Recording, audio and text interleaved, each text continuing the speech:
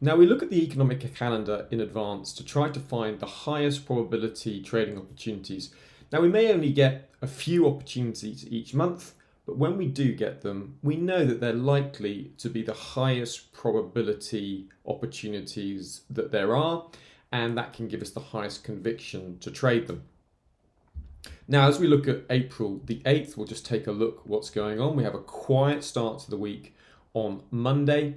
Tuesday, again, very quiet. There isn't much to move markets that I can see on the calendar. However, on Wednesday, we do get a busier session. We've got the RBNZ meeting, and markets are going to be really wanting to know whether the RBNZ are seeing lower interest rates ahead.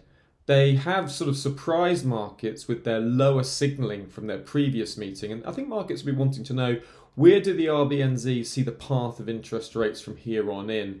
So we will have something up on the cheat sheet, so a potential opportunity will be there. It's definitely an event worth covering. Then as we head into the US session, we can see that there is the hotly anticipated and watched US CPI print. The markets really want to know how inflation is doing in the US.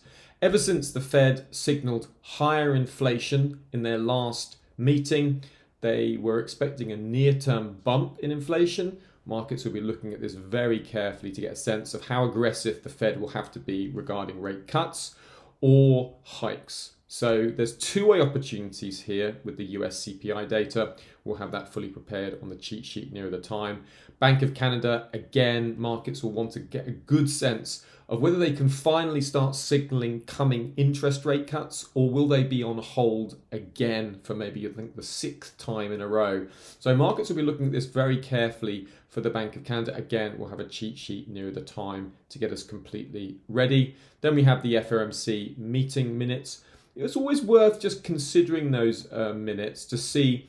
There was a bit of a mismatch in the minutes, not in the minutes, a mismatch between the market's reaction to the Fed still projecting 3 rate cuts, but then if you looked at higher GDP, higher inflation, higher interest rates for 2025 and 2026, then that was a bit of a strange reaction that we initially saw on the Fed saying that they might expect 3 rate cuts. So by the time we get to the meeting minutes, there probably won't be a mystery, because it should be old news, but just worth bearing in mind around that time there could be some volatility. If there's any surprises in the minutes that reveals their rationale for their reasoning of 3 rate cuts, and maybe it was on a sort of shaky ground, we'll see.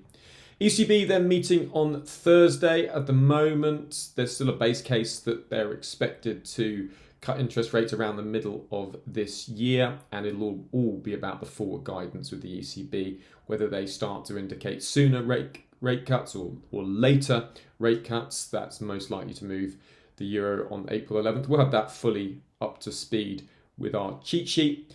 And PPI print may not be of much interest today. For the 11th, let's have a look now, and then going through to end the week. We do have UK GDP data. Now that can be of interest. The Bank of England in their last interest rate meeting, 2 of their more hawkish members, Haskell and Mann, no longer expect to vote for a rate hike for the Bank of England, and they're happy to keep interest rates unchanged, but they're probably firmly in the higher for longer camp. But if we saw GDP dipping significantly lower, that could be the sort of thing that brings forward interest rate cuts. So GDP will be worth looking at for a potential move in the pound. And then we have the preliminary University of Michigan Consumer Sentiment Report. This is the first of the 2 reports that you get each month from the University of Michigan. This is the most influential one. Will be worth having a look at and covering. Sometimes the University of Michigan Consumer Sentiment Report can indicate early shifts in sentiment from the US consumer. So it's worth looking at for those reasons. Because the US consumer is more sensitive to business conditions changing than necessarily a business would be, ironically, because businesses tend to make projections for their spending, 6, 12 months plus in advance, whereas consumers tend to be much more responsive to a change in conditions. So we will be keeping an eye on the University of Michigan Consumer Sentiment Report. If that takes a sharp dip lower, that can get the market's attention, so worth covering. And that takes us through to the Friday, April the 12th.